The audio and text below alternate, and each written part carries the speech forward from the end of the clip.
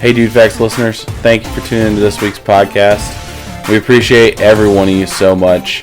Want to throw out a quick reminder to check us out on any or all of our social media pages. Post stuff there throughout the week, and we always love to hear from you. On any of those pages, you can find our link tree and get to our merch store, where currently proceeds from our t-shirt sales are going to help provide clean drinking water to a community in need. Again, thank you for listening. In today's episode, me and the guys are talking about art and creativity, something very close to all of us. We dive into things like what is art and people who say they aren't artistic or creative. More importantly, what does that mean for us as believers? Should Christians be creative, and if so, what does that look like? What about Christians who make art but don't specifically make Christian art? Join us as we discuss all of this along with our regular shenanigans on today's DudeFax podcast.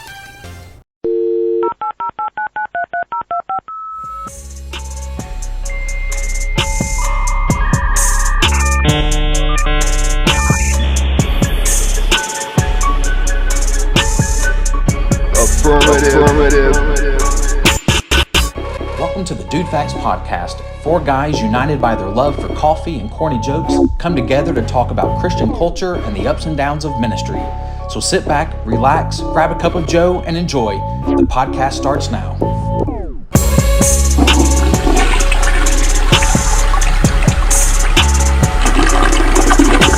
Affirmative. Well, hello guys, and welcome to the DudeFax podcast. I am here today with three people that you have probably never met. I'm just kidding. You've met them all.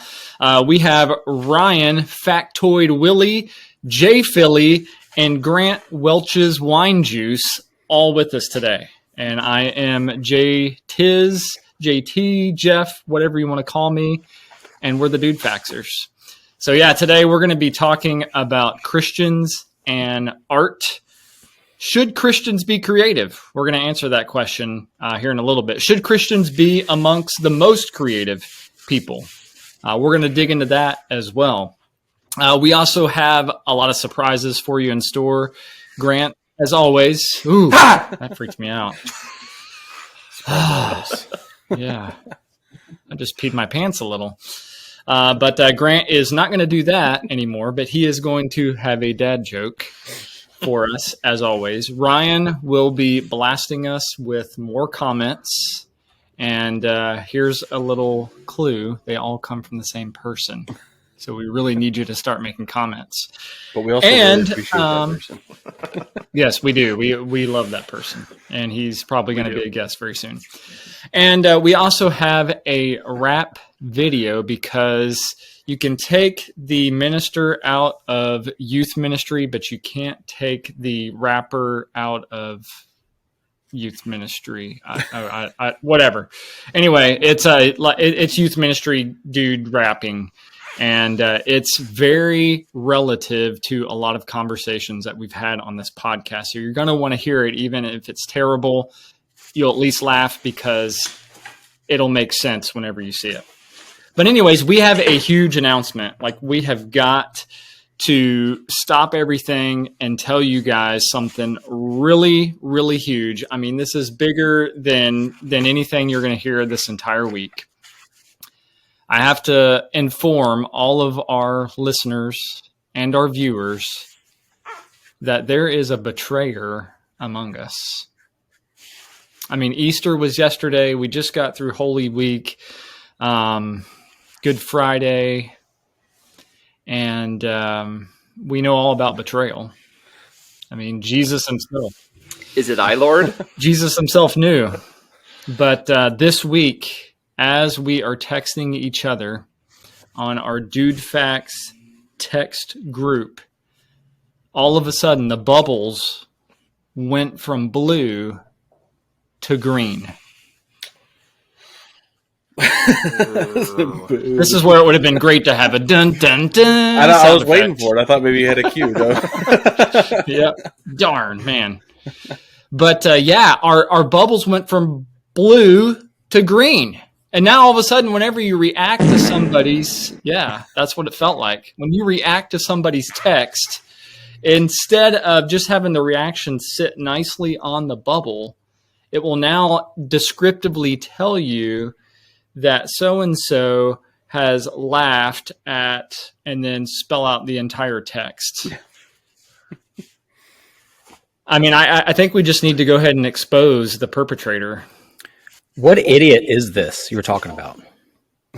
Boy, it be you. A little too far. Josh Cross the line.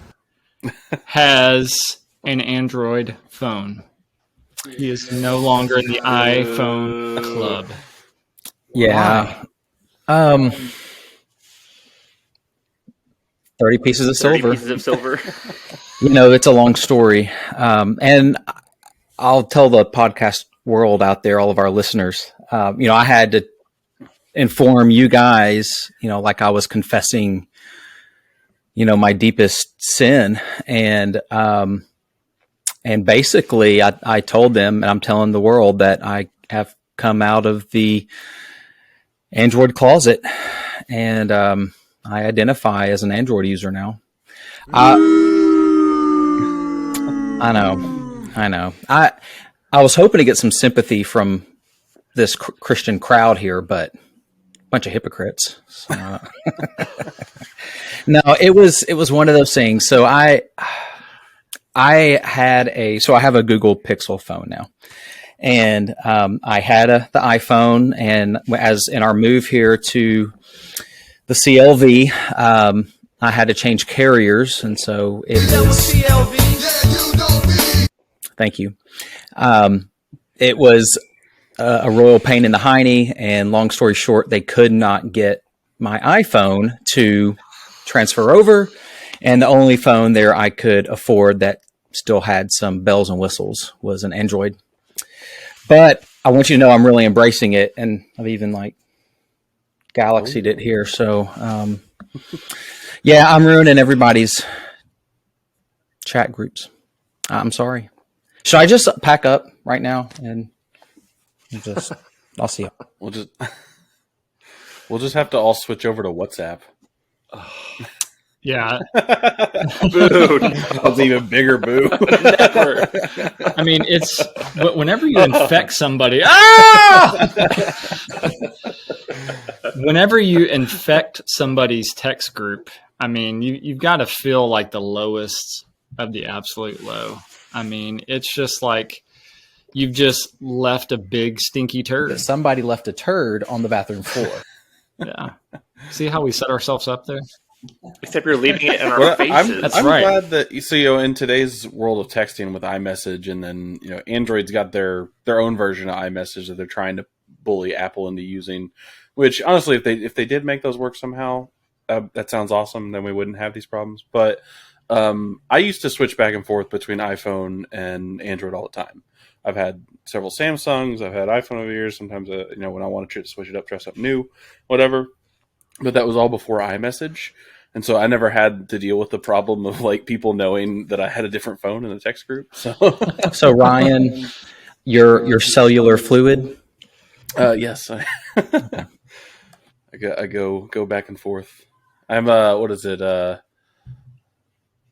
Pancellular? Is that what they call that? I think that's what the kids are calling it these days. Definitely. Should we go ahead and discuss why iPhones are the best phones? I mean, clearly all of our listeners are going to agree with us here and not have any comments to fight back with. They're all going to concur that iPhones are the best, and that if you buy anything else, then it's clearly ungodly. But why is that? Why are iPhones the best phone? I really think the people you're going to upset with this are the same people who are upset about Batman beating Kylo Ren. That's the same audience right there. Yeah, there's a cross section there for sure. Yeah, there is. Bunch of nerdy Android users. So thank you to those listeners. I will tell you, Ryan, from the perspective, I've had iPhone, and then I went to Android, iPhone, Android. I like the user interface better on an Android, but hold on.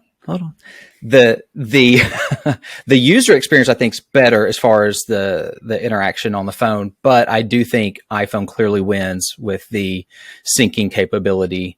And I really want to say a word, but probably shouldn't on this podcast. The iPhone users are a little full of themselves, and I just can't. I don't want to say something that's not going to get. I have had diarrhea since Easter's. I'll tell you guys off air what I want to say. That sounds like a tease. Ooh. So maybe we'll reveal what Josh told us. If you comment, what phone do you like better? And if you say anything other than iPhone, then we may ban you from the podcast. No, you get blocked for at least 1 week. I do think it's one of those things with Apple in general, so with computers as well, and Apple TV or whatever have you, whatever Apple product there might be. Apple's just really good at making things nice to use. Like the user experience is just really good, and like, you know, everything flows really well. But if you're more of like a person that likes to tinker with things, Apple's not really that great for you. It kind of locks you out. I think that's why they're probably the most popular, is because people just want something that works, and they don't want to have to go to 10 different message forums where some IT person's telling them how to fix something. So what you're saying is that iPhones are best for the simple-minded. Is that what I hear? I think that is part of what I'm saying. Not that all Apple users are simple-minded, but that they work best for the people that are simple-minded. Or for the people that just have better things to do with their lives. Exactly. People that don't care about it. Yeah, if I turn on my phone, it works. Yep. It talks with my MacBook, and I can leave it in my pocket, and it just works. So my brain could just daydream and do whatever I need to do. It's the best.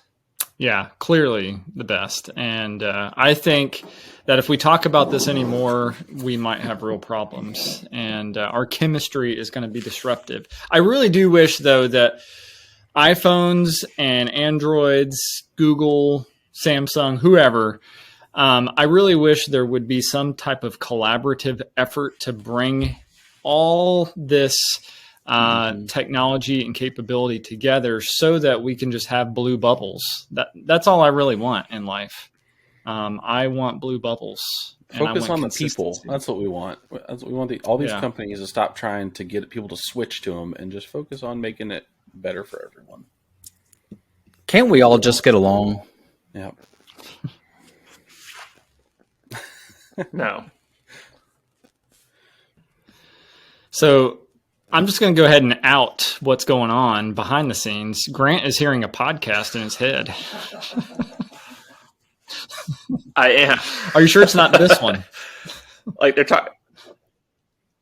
There's a lady's voice, which, I mean, Josh just said he was using an.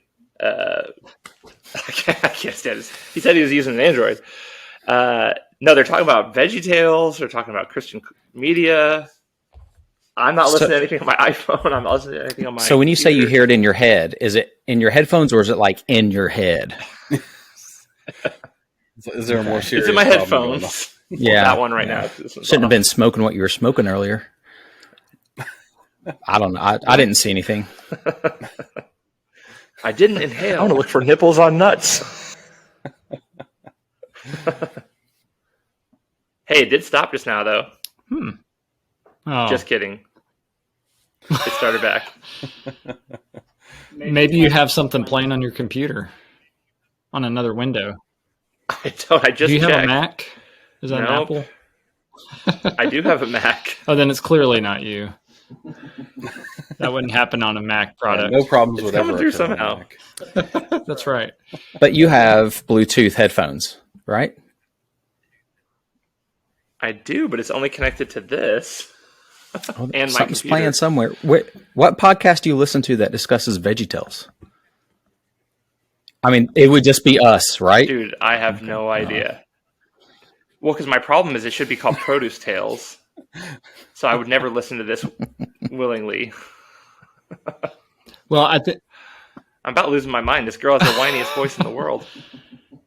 I think this is a good segue. And then they went to VeggieTales. To what people have been saying about our podcast. So, Ryan, what have we got in terms of comments this week? So comments, which I think I'm thinking about renaming this segment to Catching Up with Tad, because Bag of wolves.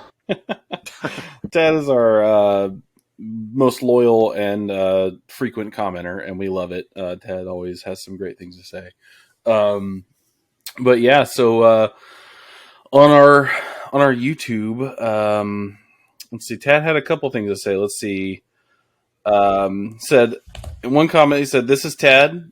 Pam already had a YouTube account on our computer, so I was lazy and just used her account. I'm sorry." And he said, "But I'm sorry. I like the real NCAA attorney. I checked out of the hero attorney when my bracket got busted." He said, "I was all in on Scarlet Witch," which I heard that from some other people that were following our attorney. So Scarlet Witch was a favorite. We're sorry, Tad. We are sorry. Matt Damon's also. We love sorry. you, Tad. Even though he didn't beat her, but he probably would have. And then Tad also said, "Ryan, thanks for the Peeps Pepsi review. I saw them and just kept walking," which that was probably the best decision you made that whole day. That stuff is nasty. I think it'd be that segment, Soda Sommelier.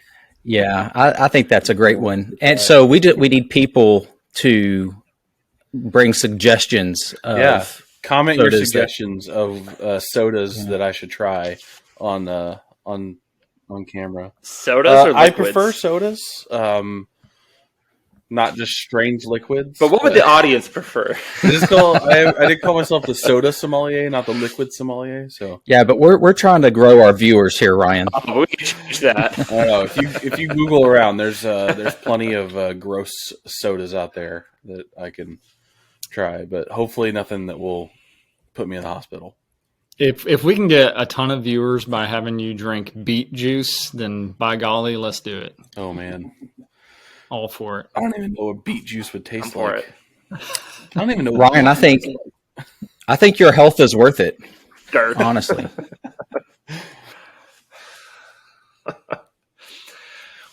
What if we live streamed a colon cleanse of Ryan's?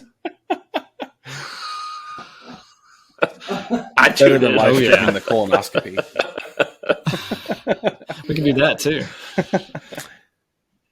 But isn't a colonoscopy a live? It is. Yeah.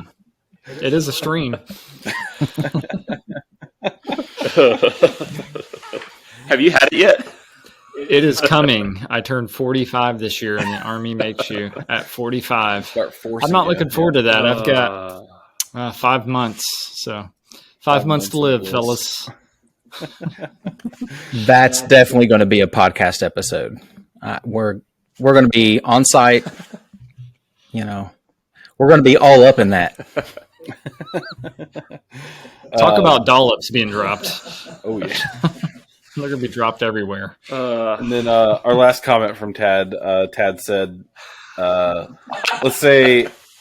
just say that Pam doesn't think The Office is funny. I think The Office is hilarious, and she doesn't think Grant is funny. But I love the dad jokes.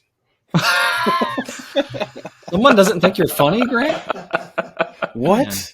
Never. I thought it was only my wife. Jesus, Juke. Grant, I think it's everyone's wife. Okay. Doesn't it? Probably. Well, Pam, answer this in the comments this week. I would bet that you find Friends funny. If you don't find The Office funny, Friends is probably your cup of tea. Tell me if I'm right or wrong. I'm trying to figure out if you're trying to make a statement there by saying that. Or your cup of Central Perk. Maybe. This is an interesting topic. Can you not like both of them? I think you can not like either of them. I think you like either one of them, but I don't think you I like them both. Both of them. For different reasons, but I like them both. Ugh. I think the issue is that you're a millennial. That might be because I also. But Ryan, you're in a millennial. But do you not like Maybe. Friends either? I don't know. There's some funny things on Friends, but honestly, I liked it better when I was younger. But Are there? When I've tried to rewatch it as an adult, it just doesn't hold up as well for me. I think that's the problem. But maybe I was. The humor's so low hanging. It's like, remember when we were in the stairwell and we were moving a couch and we told you to pivot it? And remember when we laughed? Wasn't that funny? No, That's it wasn't hilarious. funny. You could yell pivot all you want. Pivot! Wasn't it hilarious? Pivot! It's hilarious.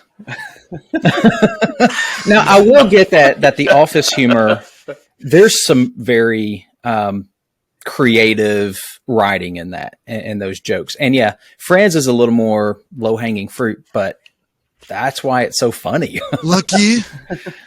Oh, Well, and Friends follows a classic. So in Office terms, maybe What do you say? no. In Office terms, maybe I've been underestimating it. Maybe next time I should estimate it.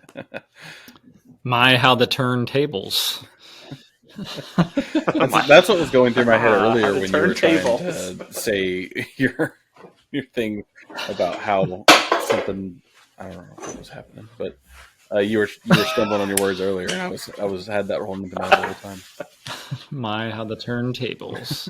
You know, Office and Friends, I kind of get, but what about Seinfeld and Friends? Can you like both of those? Josh is saying yes. yes. Just saying yes because he does like both of those. I like I Seinfeld. am I like Friends. I like The Office. I like Frasier. I mean, all those. I do like Frasier. Can I say I like The Cosby Show? I don't know if that's appropriate, but I used to. I don't know. I liked all of those. Parks and Rec, Arrested Development. I mean, any show kind of along that line. But yeah, I'm a Friends fan. Brooklyn Nine-Nine. You ever seen that? I have not watched that. It's a funny show. It's along the same lines. You'd like it. All right. Now that we've given all of our TV suggestion, Ryan, do we have any more comments from Tad? No, that is it for this week. But catch us next week for our new corner, catching up with Tad. And also go out and comment, and maybe we'll read yours next week too. So we have caused a little bit of friction between David and Tad. I say we. I mean, really, we're just the ones reporting the news here. We're not the ones trying to provoke or anything. But I want to table this conversation because we're going to get to it here in a little bit. But right now, I think we need to just tone things down, all get back on the same page, and just enjoy a little bit of sensuality from Grant as he tells us our sensual dad joke. Especially for Pam. A miniature horse was walking through the woods, and he looks up into a tree, and he sees his friend, Mr. Owl. And he says, "Hey, Owl!" But Owl doesn't hear him. So he tries again. "Hey, Owl!" Again, doesn't hear him. So in a couple minutes, here comes Mr. Bear, who's friends with the miniature horse. And the miniature horse says, "Hey, Mr. Bear, could you say hi to Mr. Owl for me?" And Mr. Bear says, "Whoa, why can't you?" And he says, "Oh, I'm a little horse." Shots fired! Shots fired! I like it. How can Pam not like that? That's an old one. Right? So, you know what's funny is I used a sort of dad joke on the podcast last week, or technically this week, because we're recording it the same week it came out. But it was when Josh, I think, was talking about doing an Easter egg hunt. And I chipped in with Josh, are you guys going to have in your eggs testaments? And yesterday, my wife made the same joke with our children because they asked if they were going to have an Easter egg hunt. And Stephanie said, well, what do you want me to put in the eggs? Testaments? And I said, you've been listening to the podcast. And she stole it from me. Caught her red-handed. Hey! That's right. And she was actually embarrassed, I think, because she thought she was getting the credit for being clever there, but clearly she just stole it from listening to the podcast. So our wives might act like they don't think we're funny, but they're really stealing our material when we're not around. That's what I was going to say. Is that why she was listening to the podcast, to steal our jokes? I think so. I mean, if you're plagiarizing the DudeFax podcast, we should start praying for you. Yeah, we want to be able to come up with things that make you want to plagiarize us. That's our goal. So when we put little blurbs out there on Instagram and TikTok, we're hoping that it'll catch, go viral, and people will want to one day plagiarize us. I will say, Ryan, your Peeps video got more views on TikTok than just about anything we've had over the last month or so. So people like seeing you drink Peeps soda. Want. Yeah, that's right. So we need more of that, definitely. Strange liquids. I'll have to get some bacon soda and try that out.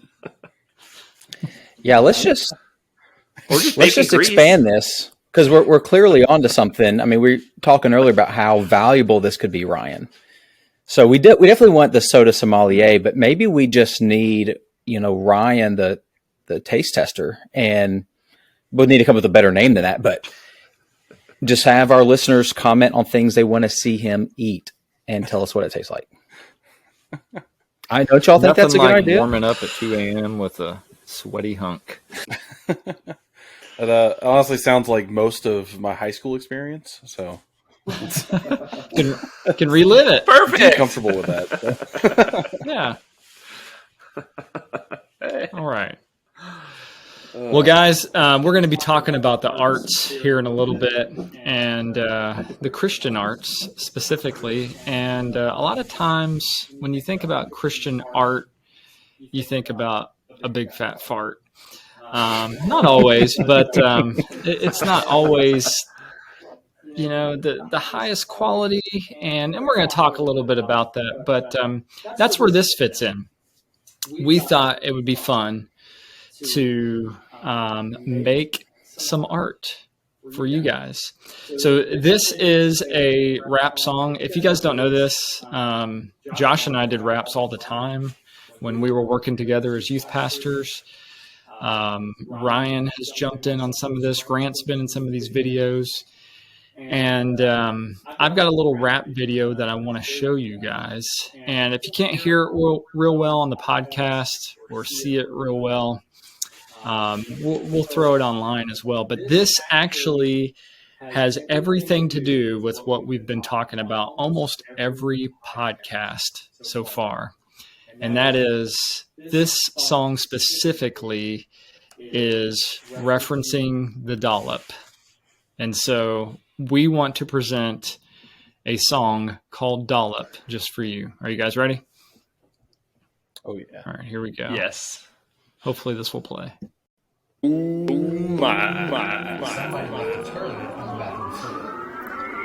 Somebody left a turd on the bathroom floor. Gonna open this book like a mystery. Walking in the bathroom and what do we see? It's not a big fat pile so obvious. It's a little baby turd like a Hershey kiss. The towel's still wet and the sink's still dripping. Take a misstep and you're bound to be slipping. Just wanna rage, I'm totally in shock. Gonna roll some heads and knock some blocks off. Someone dropped a dollop on the bathroom floor. Looks like melted chocolate on a campfire s'more. Someone dropped a dollop on the bathroom floor. It's got a rancid smell that I can't ignore. Someone dropped a dollop on the bathroom floor. Looks like melted chocolate on a campfire s'more. Someone dropped a dollop on the bathroom floor. It's got a rancid smell that I can't ignore. No one messes up and it makes me mad. Time for speculation on who's been bad. Tad blames Dave and Dave says, what? It's totally the new Kevin marks on his butt. He's got blue sweatpants and a blue sweatshirt. I think his name is Fred or it might be Bert. No one takes the blame but just points the finger. Don't make me check your pants for a lingering clinger. Someone dropped a dollop on the bathroom floor. Looks like melted chocolate on a campfire s'more. Someone dropped a dollop on the bathroom floor. It's got a rancid smell that I can't ignore. Someone dropped a dollop on the bathroom floor. Looks like melted chocolate on a campfire s'more. Someone dropped a dollop on the bathroom floor. It's got a rancid smell that I can't ignore. Oh yeah. Somebody left a turd on the bathroom floor. Stinky. Somebody left a turd on the bathroom floor. Jesus, Juke. Very nice. Truly the controversy of our age. That is a work of art, Jeff. Or a work of fart. A work of farts. I need to put that right next to the Lottie Moon rap. Yes. Well, look for that. We will throw it up on TikTok and Instagram and all those fun things this week. But yeah, if anything, hopefully this just stirs the controversy even more because Grant, I think, is about to drop his own dollop. This is in the garage. Yeah. So, David, we didn't talk about this in the comments because they weren't really comments on our stuff. But David was really stirring the pot this week by getting on Tad's Facebook and again claiming that he's not the poop bandit. And I believe he threatened to sue his rear end. So maybe he needs to call Kev. Kev's got you covered. Yep. Got your rear end. Even if you have a dollop. He's got 1.4 million TikTok followers now. Just noticed. Okay. We need a special dollop episode with Tad, Dave, and Kev. I mean, that, and just let's fix it. Let's talk it out. I think Kev the mediator. That would be awesome. That'd be great. I mean, that. So you people that listen to this that might know any of those guys, help us make this happen. We could just end the podcast after that. Go out on a high note. It'll never be any better. Yeah. How could it be? You know, it would be great if Kevin came on and he defended David. And so he was like, you know, playing lawyer here and maybe or maybe he's the prosecutor and he asked some really provoking questions to David. You know, where were you on the night of whatever night it was that somebody dropped a dollop? But yeah, really dig in and use some lawyer speak to make this really interesting. And I know where David was. It was probably dunking middle schoolers into a tub upstairs. Probably. So if you don't know who we're talking about with Kevin Kennedy, get on the TikTok, look up Kennedy Law Firm. This guy, I mean, it is great stuff, great content on there. So if you're not from this area, you're not sure who we're talking about, be one of his 1.4 million. Let's get him to 1.5. You know, let's drive that on up there, and we support him, and he'll come back and support us, and we will clearly ride his gravy train to infamy with the DudeFax. Because it's a 931, baby. We do not have a lot to offer him, but we can definitely take from him. Our 11 faithful followers will follow him and get him to 1.4 million and 11. Mm-hmm. Tell him the DudeFax podcast said he did have an interesting TikTok today that I saw about weird laws with animals. And I just kept watching because I was afraid of where it was going to go. But luckily, it wasn't too creepy. But I did find out it's illegal to shoot Bigfoot in Washington. So I didn't know if you knew that, Grant. It is illegal. I did know that. We call her Sassy. It's not Sasquatch. It's not Bigfoot. And We it's call a her her. Sassy. And she's definitely real. It's a female. It's a her. Female. Newsflash. Whatever Breaking. species Sasquatch is. Interesting. I thought it was Harry. Yeah. Ever see Harry and the Hendersons? No, he passed away. Oh, is that Sassy's dad? Favorite documentary. yeah. Or cousin or nephew or something. So Sassy the Lassie? Sassy's real. The Lastie. Oh, the Lastie. She's probably the last one. Yeah. Well, clearly we have touched on some beautiful art here in this first segment of the DudeFax podcast. And we're going to dig into... We're going to get serious. I mean, I know we like to joke around, be funny, but we're going to get serious, and we're going to talk about the arts, maybe even talk a little bit about some of the things we enjoy as consumers of art and artists ourselves, but specifically the Christian perspective and Christian role in the arts. And, what is good Christian art? What is bad Christian art? We're going to look at all that coming up next. So thank you for being with us. And right after this short little blip, you're going to get more DudeFax. So stick around. Thank you very much, sir. You're a gentleman and a scholar. Hey, DudeFaxers, I want you to continue listening to the podcast, but let me point you to a couple of cool places. First of all, if you liked the dollop video, we're going to post that on our YouTube, so check that out. Please share it. I'm also going to post it on my YouTube, Jeff Mikey T. So if you know my YouTube channel, I do a lot of crazy videos like that. Go check them out. Also want you to check out a very cool podcast. We've advertised it on here before that my sister's doing, For God So Loved. We will point you to that as well. Get on our Facebook page and check out the link for that.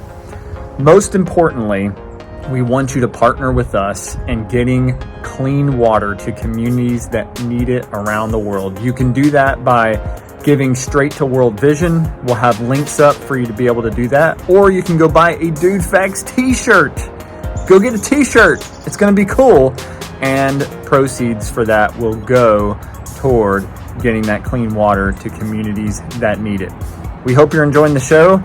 We got some great discussions coming up, so stick with us. Here we go. Hey, welcome back to the DudeFax podcast, especially if you have been listening to the first part. If you're picking up right here with this discussion, we are glad that you have joined us. We don't judge you for not enjoying the comedic part, but we really do. No, we're glad you're here. And our topic in this episode is Christians and creativity.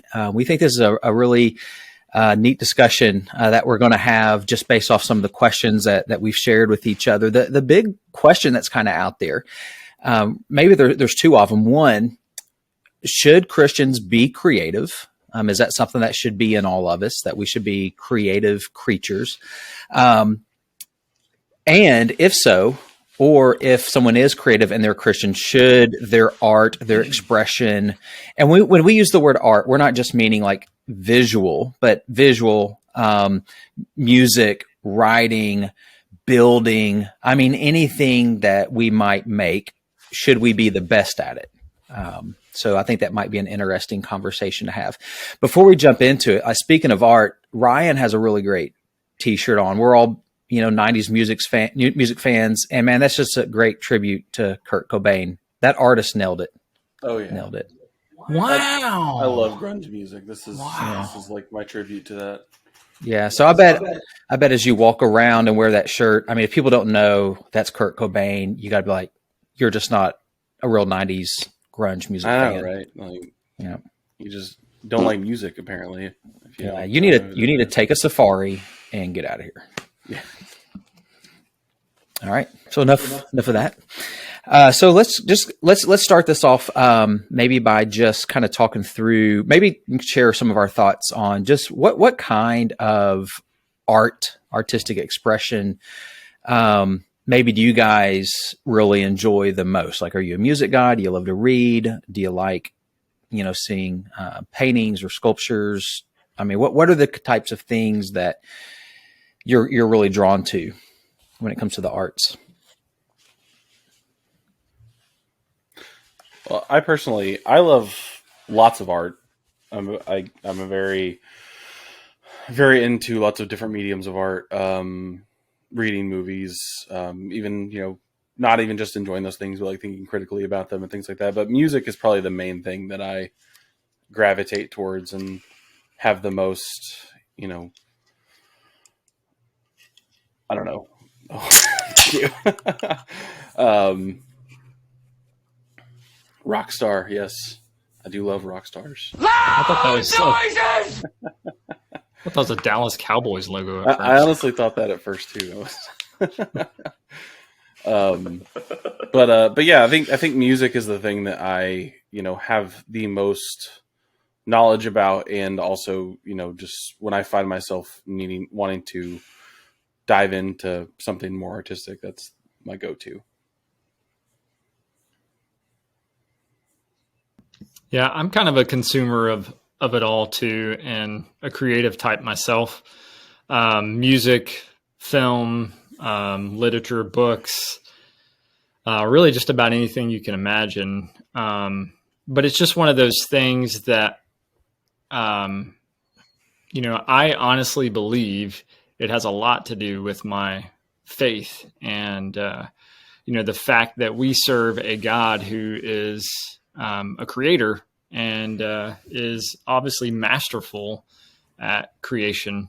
And, I find that in my pursuit of trying to be more like Christ and to grow in him, I want to create more and more, and I appreciate the arts more and more. And I know we're going to get into this and talk about it, but not necessarily what we might label as Christian art, but really any type of art. But I'm kind of like Ryan. Music's one of my big ones as well. But I really, really enjoy storytelling through whether it be writing, but also filmmaking, those things, things that just sort of invoke human emotion. I've always enjoyed that.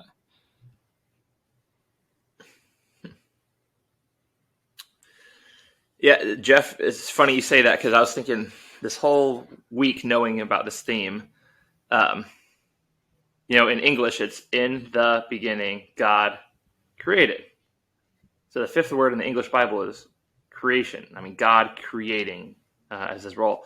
In the Hebrew Bible, it's Bereshit bara. It's the second word in the Hebrew Bible is God created. And I mean, obviously this is thousands of years before Jesus. So to call yourself a Christian, you're following Jesus. But he created mankind in his image to help rule and reign over his creation in the same way. So I think it's part of the human experience to create because we were created by a creator to create and rule and reign. So I think it's essential to human nature. But this house, Eric and I, my wife and I, sold a house in 2021 and moved into this place. And we made a commitment in this house that we don't just kind of want to grab things off of, the Rosses or Tuesday Morning. I don't know what stores you have there. Like we had a couple pieces from, Pier 1, I guess. We wanted to kind of invest in more one-off type pieces of art to decorate this home. And the first thing that we were really drawn to together was this sculpture by a lady named Jane Dedeker. Shout out, Jane. We're looking for sponsors, Jane. Yeah, it's Jane, reach out. Give me some money back. So yeah, we would like our grandkids someday to own the piece of art that we have when it comes to visual art. Or it's like, yeah, sure. I think we listen to music all day. I'll listen to music in the shower in the morning. I'll listen to music on my runs. I'll listen to music on my way to work and back. But every day I stare at this statue in particular that we have. And it's like really motivating and encouraging. It just makes me think. I feel different things when I see it. It's mostly visual is what we actually pay money toward. But I think defining what is art and what isn't is an interesting conversation too. Yeah. I like what you said about, this idea of creativity it's just kind of built into humans. Because a lot of times people say, I'm just not creative or I'm just not artistic. And we have a real, narrow definition of maybe what those are and what it means to be creative or what art really is or isn't. But before we jump too deep, like for me, I think I resonate with all of you guys. Like there's a lot of different things that I can find beauty in. I love story, like Jeff said. I'm drawn, if something's a good story, I'm in. So whether that's a movie or it's a book or a podcast, I love podcasts that it's really like story based. And I can really get into anything. My wife all the time will say, I don't know if you'd enjoy this movie. It's kind of a chick flick or whatever. I was like, as long as it's got a good story, I mean, I'm fine with it. Probably goes along with the fact that I'm an Android user, but I mean, I'll watch a rom-com, as long as. Are you a man? I'm not sure, but that's. Yeah. Watch his Friends. I'm drawn to anything that communicates story, and again, going back to being made in God's image, God is a creator God. I believe that's part of the image that all humanity carries. Part of his image, that we're reflecting him, and we reflect him in our creativity, but he's also a God of story. And, everything that's gone on is this story of him creating this beautiful existing with mankind. There's sin enters the picture, and he put man in this picture at the very beginning, I know this might sound weird, but to improve what he had created. Like if that Garden of Eden was perfect, why is mankind put in it? Why are they called to till the soil, grow the garden, fill it with human beings? Like what they did just made it much more beautiful. And then sin enters, and then the whole story is recreating that. And we're a part of recreating that. So I think as humanity, I don't know if there's anybody out there that would say they don't like a good story, because I think that's part of who we are as well. Which makes then a discussion on creativity and art, something that I think hits every human, if we're honest, because we have these things, I believe, in us, a longing to create in some way, a longing to be a part of a story, to matter. And we all like things that are nice.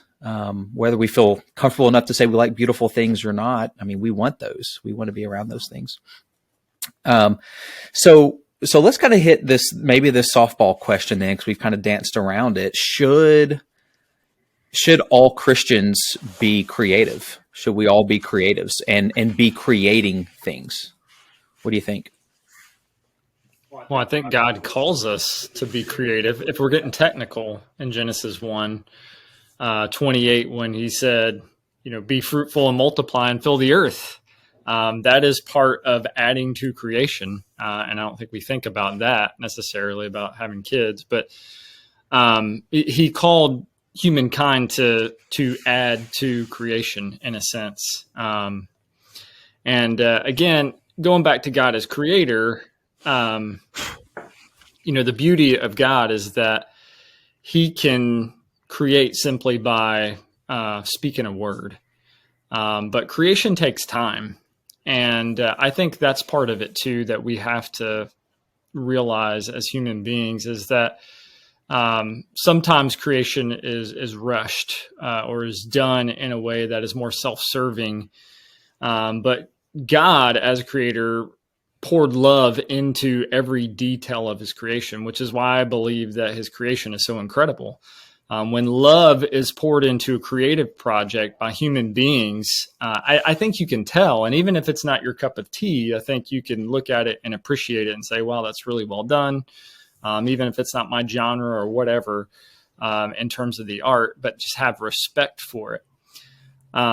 There's a lot of art out there, Christian, non-Christian, that doesn't put that same type of detail and love into it. And I find more often than not all Christian art, but there's a lot of Christian art that is sometimes too much about just trying to imitate the world with a God message. And so it's this idea of, hey, we want people to know God's message and God's story, and we want it to be made known, which is great, which is good, but it's more forced into the creative process instead of just pouring love into something and sort of letting your faith speak through the art. I do believe absolutely Christians should be creative. I think God put that into us. And so as we talk about just being human beings who are naturally inclined to create, even if you say I'm not a creative person, God didn't call us just to sit here. I mean, really, if you think about it, anything that we do is sort of being creative, whether it be teaching, cooking, drawing, whatever, our profession may be, or our likes and hobbies and contributions may be. They're all part of that creative process. And I think it's part of how we show love to the world, Christ-like love to the world. And you better bet that, yes, God has created us to be creative people and add. Yeah, I think it's goes to we as a culture, as a society, oftentimes put creativity into these neat little boxes of how we think that, this is what's creative. This is what, if you do these things, you're a creative person. But I think that really, all of us have things that we're passionate about, that we pour our time and pour our love into, and that's being creative. And I think that is the main thing, that, if you have something like that, that's your art. That's what you create.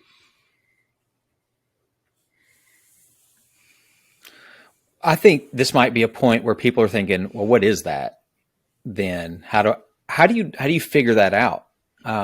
Because you're right. We put it into these boxes. Well, I don't sing. I don't write. I don't paint. I'm not a poet, kind of whatever that is. I don't sculpt. But if we're all creators, Jeff, you mentioned some of these as well. Maybe it's cooking or whatever. Ryan, you said this, what would you say is maybe your creative bend? Then do you have an idea of what that might be for you? For me personally, I personally do a lot with music or writing. I do a lot of poetry, just personally. But also just in my daily life, like I look at like what we do for your job. A lot of times, people do something and pick something to do that really resonates with them and that they love. And my job, I don't necessarily, love the finance industry, and it's not something that like really piques my interest. But what I do and the way I interact with people through my career, I put myself into that. And because of that, I produce a really good vibe, or just a general sense about me that gravitates people towards me. And I feel like that is something that is not something that we consider creativity or artistic, but that is something that I put myself into, and it betters my end result. And that's something that I think that you could easily look at as being your quote unquote art. Whatever that is in your life. Well, I have a thought on that process, but first, can I share one of my poems with you, Ryan? It's: roses are gray, violets are gray, you are gray because I'm a dog. That's deep, man. Very deep. I feel like I should multifaceted. That touched me. I'm sorry. I was just saying that touched me. No, one thing I find really interesting too is we think that art is creative, but other endeavors aren't. Mm-hmm.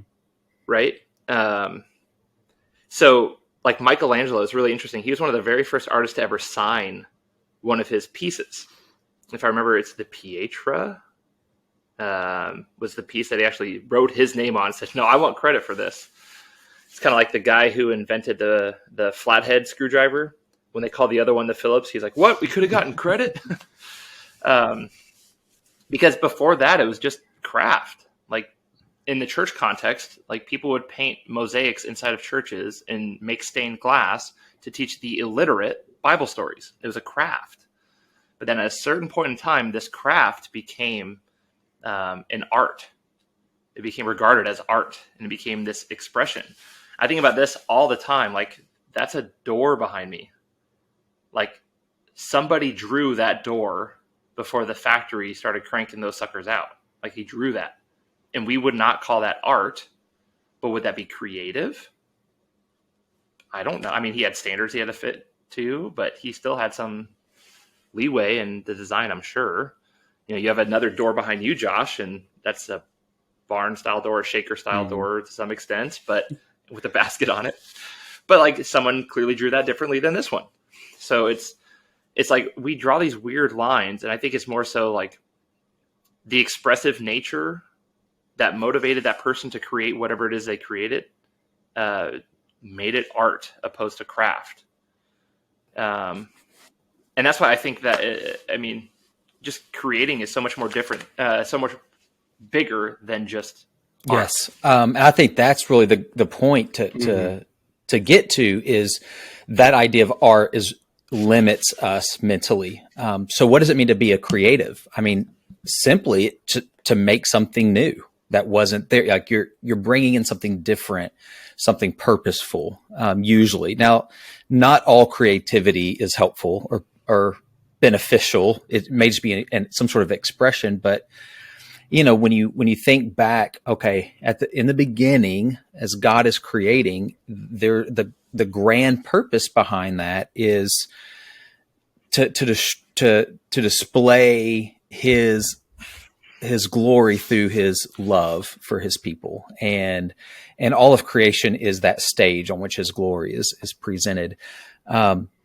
So it's this idea of bringing beauty, bringing pleasantness, bringing improvement, whatever that may, whether it's a door, you know, that's a creative outlet to help society, or it's, you know, a painting that goes on the wall that brings pleasure to the viewer.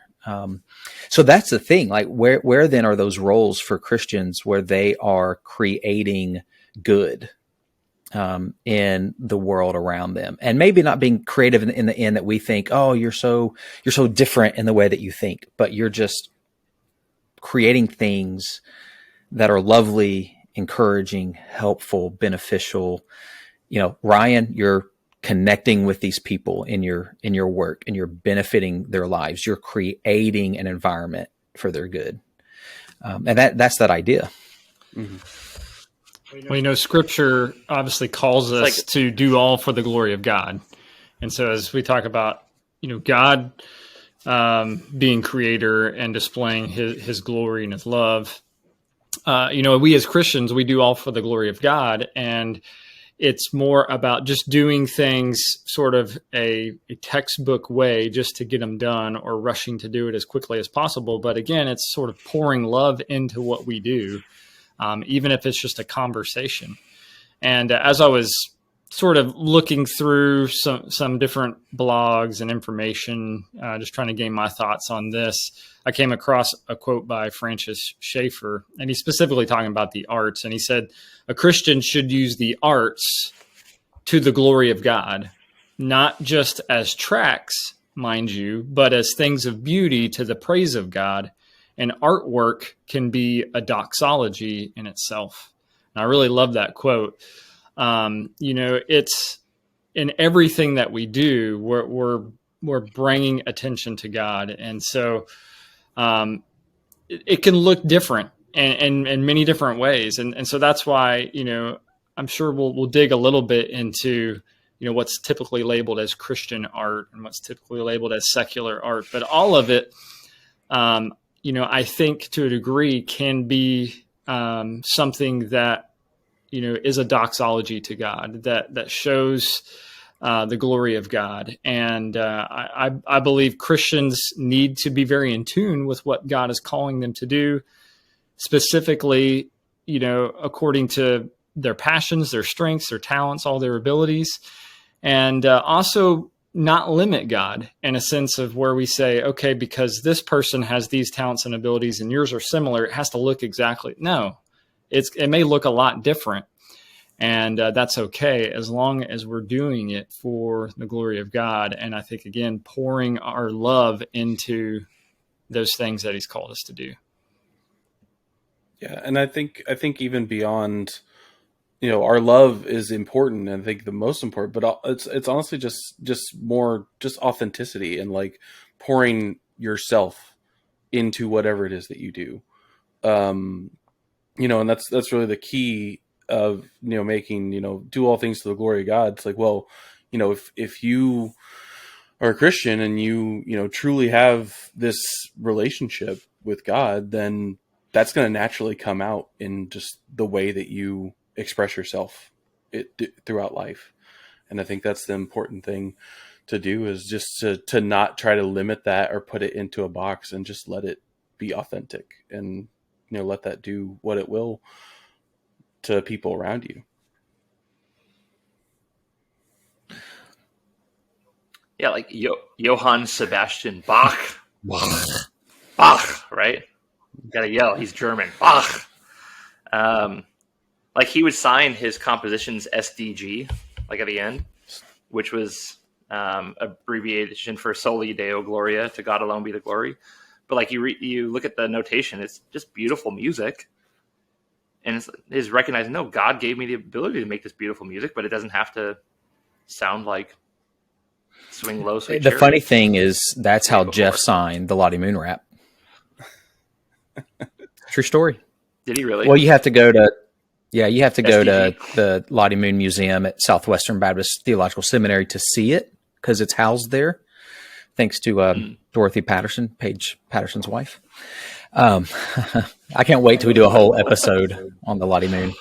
President who got booted from Southwestern, by the way.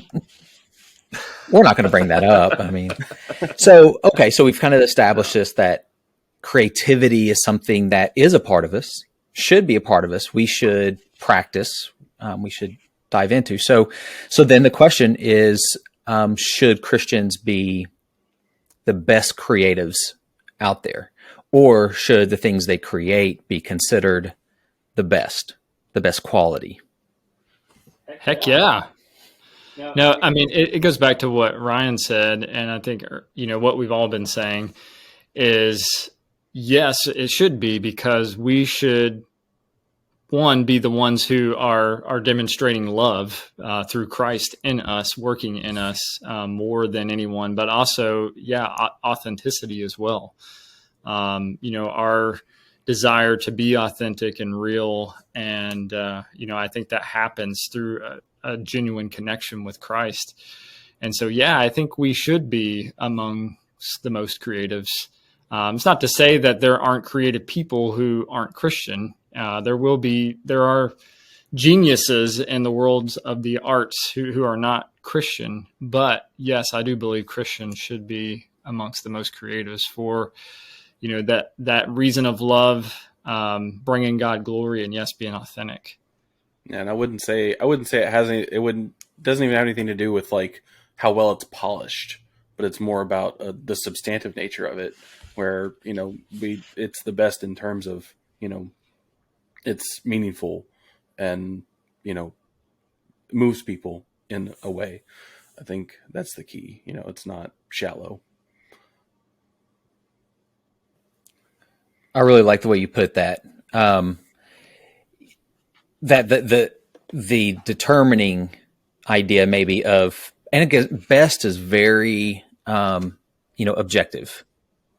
Yeah. Subjective. Well, I would say objective, because beauty is in the eye of beauty is. Would you? Am I saying it the right way? Objective is that different people are coming from different points of view, right? Like I may think this one thing, you're thinking with, or do I have them backwards? Yeah. Subjective. Yes, that sounds better. No, I agree with you, because beauty's in the eye of the eye of the beholder. And so if we're just going to try to make it in simple terms of like, okay, what's the best country music song out there? Well, none of them, because they're all terrible. But None. but you're going to have different ideas based off the type of music you like in that. So what makes it good is its content, like Ryan was saying. I love how you put that it's substantive. So depending on what genre a believer is producing, whatever their creativity is, different people may say, I don't really care for that, or I do care for that. But what shouldn't be questioned is what it's containing, what it's trying to communicate. That being said, we should try to produce things that have a good quality to it as well, like that do look good or sound good or whatever that might be, instead of just because there's a lot of cringy Christian created stuff out there that you're like, really? I mean, did you pray about that? Because it sure doesn't seem like Jesus is a friend of mine. I have a friend in Jesus. This is my friend. And and you guys live pretty close to Nashville. I mean, you're exposed to a lot of people who just want something. Yeah, there you go. Like one of the things I think that drives me away from a lot of people is I hate pandering. It's like there's people who know their audience. Like Christian music drives me bonkers when they think, oh, the Christian soccer moms on their morning commutes are going to love this. So I'm going to write this song to reach a particular audience that I know I could make money from. Or let me be like this person because this person's popular and I could be like them and try to be popular too. Opposed to if, from a Christian perspective, God made me creative like he's creative. And I just have to get this out of me. Not to be like anyone else, not to even make money. I just have to get it out. I just have to participate in God's creative work. Opposed to, I got to sing a 4-chord song, get it on a particular Christian station just to market it. Get it on CCLI. I cannot stand that. Okay, love. I think that goes... Dude, you know CCLI is headquartered here in Vancouver? Seriously, yeah. So I went to... Jeff, were you with me? Did you go with me? We went up to... there's a local Christian radio station in Nashville, and they were trying to prove that they were legitimately like a tax-exempt ministry. And there was a lawyer there. There was somebody with me. I don't remember if that was you or not. But we had some sort of connection. And so I was brought up as a youth pastor, and there was someone else there from the church. And they were using us kind of as witnesses to get our say to say if they're, really a ministry or not. But they talked a lot about their demographic and their playlist. And they're like, yeah, we have like 20 songs because our demographic is 30 to 40-year-old stay-at-home moms. And so everything they play, and it was kind of eye-opening. I was like, oh, that's why your music's terrible and you play the same stuff over and over. But they were still a nonprofit. I was like, yeah, I mean, they're a ministry. But I think that's a lot of what happens is because, well, here's the thing, and you were hitting on this. Maybe the cringiness comes in when money is the motivating factor, right? And I'm not saying this radio station was all about money, but they were about specific listeners that stayed to their station and then would donate, right? That was what they were trying to get to. So stuff is written for that. That kind of stuff is only, and not everything was bad, but I think you get a lot of that then in this Christian art world of it's all about, well, I'm doing this for the money or for the marketability, and not so much because, as you said, it's the overflow of what's God's doing in me. It goes back a lot to what we're talking about, just the authenticity of it. That's kind of the problem. This is a broad, overreaching statement, and there's obviously caveats to this, but the Christian entertainment industry as a whole, I don't like, because to me, it's the commodification or like the capitalization of faith. And I don't like that commercialization. Yeah, that's a good word for it. Yeah. It's taking people's faith and then saying, hey, let's make money off of that. And that in and of itself breeds disingenuine product. And I think that's why we get a lot of just really corny, cheesy stuff that is quote unquote Christian, because they're trying to hit a demographic. And then when it's really bad, they can't even make a profit, so they have to be nonprofit because they can't get in anyway. That's exactly what I was thinking. No, I agree with you, Ryan. I think oftentimes now here's what I'll say. There are some Christian artists, and I'm using air quotes here because I don't even know if I like that term, but people who are artists who are Christians who tend to have their artwork in Christian circles who are very talented and do fantastic things. But yes, more often than not, you do see sort of this trying to fit within a certain Christian box, which one is why there are so many bad, movies, songs, books, whatever, because it's, again, going back to trying to cram God into a box or fit a certain mold rather than being authentic, rather than just, with love, doing something for the glory of God, or instead of for the glory of God, it is for the glory of self or for the paycheck or for the commercialization or whatever, to try to be relative, similar to what the world is doing. There are also, I think, a place for some of these things, because the reality is the 30 to 40-year-old stay-at-home moms connect with whatever it is that's coming from K-Love or Way FM or whoever. And I'm not going to knock that, even though I don't like it, because it's great if they connect with that. And again, I do believe art to a degree, obviously is within the eye of the beholder, and they see that as something that they connect with. But I think it would be much better done if the concentration was less on, let's try to fit it in this box, and let's just make art for the sake of, the passion of it. And obviously the love and the authenticity of it, the desire to do something that is real. With Christian music, I've struggled with this a lot. As a youth, I grew up listening to a lot of Christian music, and even as a youth pastor, I tried to like a lot of Christian music, and there were some catchy songs and some not. But, I found myself more and more, apart from maybe some worship songs or some hymns that we sang in church, which I really loved and connected with. But anything apart from that, I just found myself really turned off.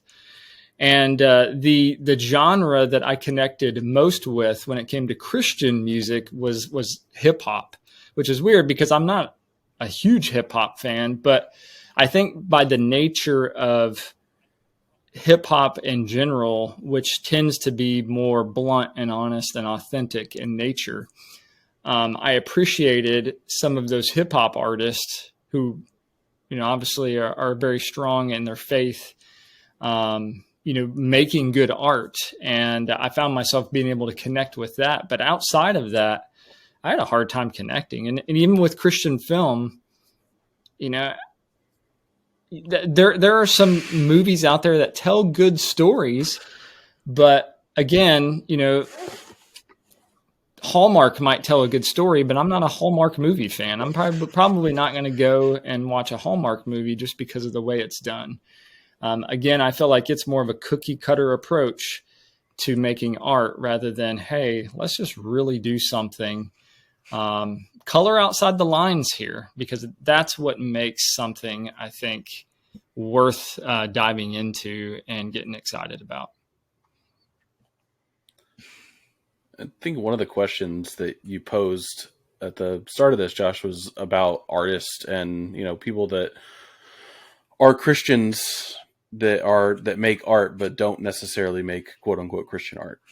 And I think that kind of leads into a lot of this, like, Jeff you talked about hip hop, you think of somebody like Lecrae, who a lot of us really like, and he's made some great music, but he got a lot of flack from certain people in Christian circles several years ago because he was making some music that wasn't just solely about God and faith. Like, it was more just about life and general things that he's thinking about and struggling with.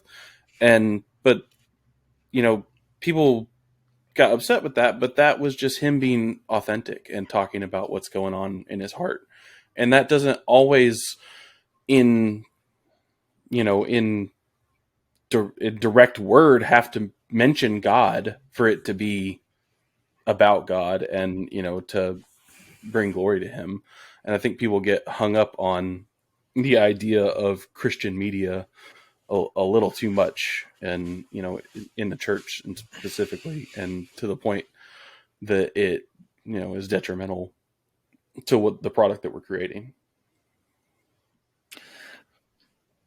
Like one of my favorite Easter psalms was written by the theologians Pearl Jam, and it's called Alive. I'm stoked to sing it this Sunday. You know, you make a good point, Ryan, because where's that line between what makes something Christian or God honoring or not?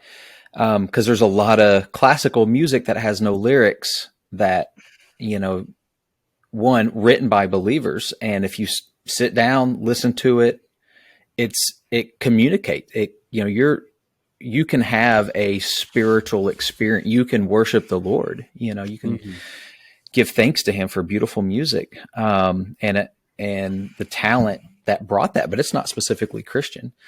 And you talk about Lecrae makes me think, Jeff, I'm like you. Like I don't like a lot of the Christian music, but most that I like is hip hop, and I like NF, and a lot of his music. Yeah, he's kind of caught some flack as well. I don't know if you guys listen to him or not, but because he just talks like the reality of life in a lot of his stuff. And, but you can hear this passion, to be honest, before the Lord. But then there are songs that are specific, like that he makes that are specific about, you know, the Christian faith, but it's just that, where's it coming from? And what's the ultimate goal? And I think we've got to start like landing the plane on this discussion. So I wanted to bring maybe one more question then with this. What happens? What's the result? So we've covered some bases, lay down some foundational truths. All humanity is designed to be creative. We're all creatives. We have a way to do that. And we're thinking specifically for creation, for Christians. If God purposefully designed us in His image to create, what happens if we don't? Like, what's the consequence if, one, we either do it in a real crappy way, cringy way, or we're just like, I'm not creative. I'm just going to sit in a hole and not bring anything. Like, what happens if we don't lean into that? I think we miss opportunities to present the gospel, because we miss opportunities to connect, because art connects with people. Art touches emotion, and we limit ourselves. And that's the good thing about art, is art doesn't always limit itself. And, you know, if we're creative, like God designed us to be, then I think, you know, even in things like evangelism, we're not necessarily going into a conversation saying it has to look exactly like this. I got to share the 4 spiritual laws or say it this way. You know, it's creativity. It can be creative. It can adapt. And 2, I think we miss the opportunity to inspire people. Because again, going back to God's creation, you know, the scripture might speak to creation singing God's praises, but when you're sitting out there and looking at trees and the wind blowing through them, you're not hearing the trees singing, you know, holy, holy, holy, or anything like that. But, you know, as I'm sitting there drinking my coffee, watching the wind blow through trees and seeing God's creation, I'm inspired. You know, I'm moved. And I feel myself connecting. And so if we don't do those things, then we don't inspire, we don't move people, we don't connect with people. And when we miss that, all of that, then they don't want to hear our message, because we're boring and we don't relate. And, you know, they'll move on to the next thing that, or, you know, where they do find that inspiration. Yeah, I think either way, whether we are putting ourselves in a hole and saying, I'm not creative, I can't do anything, or if we are putting, you know, our creativity into this, you know, cultural Christian box, then we're shutting ourselves off from the world and the opportunities that we could create from our passion and our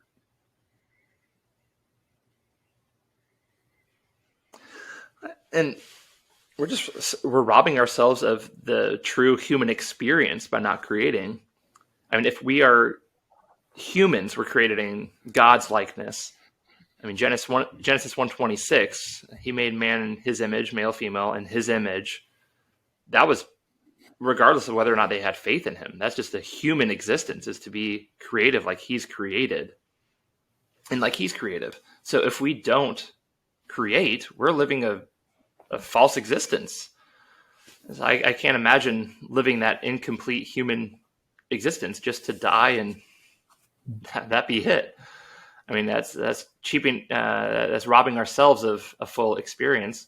And then when God gets the credit for it, because then we're lively and we're vital people, and no offense, but a lot of Christians who do everything out of obligation or duty, or even out of motivation of just to please God, I have to do these things or remember this evangelism method or whatever, like they suck the life out of you. So, I mean, I just think it's part of the full human experience, not out of guilt, not out of, at least in my mind, not of missed opportunities to share the gospel, but just to be a full, complete person living in God's image and ruling and reigning in his creation. And then realizing like there's a new heavens and new earth. So we're going to get to do it all over again in a perfect situation. So this is kind of like practice. Yeah. How fun. Yeah. And I think there's so much more we can dig into with this. And yeah, I know there's other topics we'll hit down the road. And there's so much that intertwines, but just that idea, like you said, Grant, I mean, we're made for this.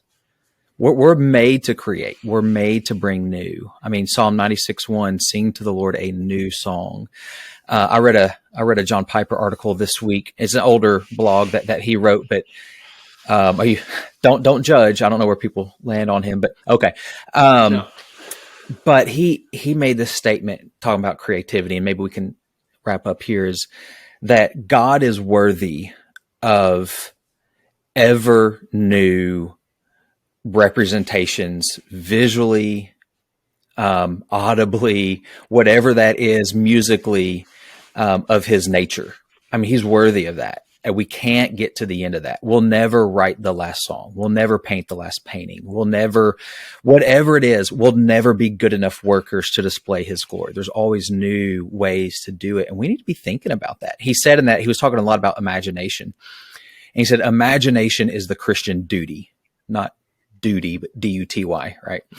It's the Christian duty to use our imagination. And he said, we really can't even fulfill like the great command or the great commission, to love your neighbor as you love yourself, or the golden rule, when Jesus said, do unto others as you would want them to have done unto you. So you're thinking through, how do I do good to them? Like, it's all creativity. It's all imagination. And we need to dive into that more, I think, as Christians. So it's not only we're missing out on the life he's called us to live and who he's made us to be, but we're missing out on stepping in to displaying the fullness of his glory to the world around us, and to our neighbors next door, and to the people in our house, and to the listeners of the podcast. Because believe it or not, the DudeFax is birthed out of a weird imagination, but imagination, and it is something new we're creating to the glory of God, I hope. All right, any final words to add to that before we wrap it up? I was trying so hard to play a sound effect when you were saying that, Josh, and the soundboard's not working anymore. So maybe that means we need to wrap up. Soundboard's cutting us off. Yeah, I think so. All right, everybody, thanks so much for joining us for this episode of the DudeFax. We hope you enjoyed it, and we would love to hear your responses, especially to this conversation. Please take a moment. Just let us know what you think. Do you agree? Do you not? We'd love to know where you think your creative streak is. What is it that maybe God's doing in your life where you can step into that? And remember, we read comments, so leave them. We'd love to read them. Drop us a dollop. Mm-hmm. Sorry, muted. I did so well till then. Yeah, drop us a dollop, leave a comment, like, subscribe, share, and we'll catch you on the next episode. Later. Peace.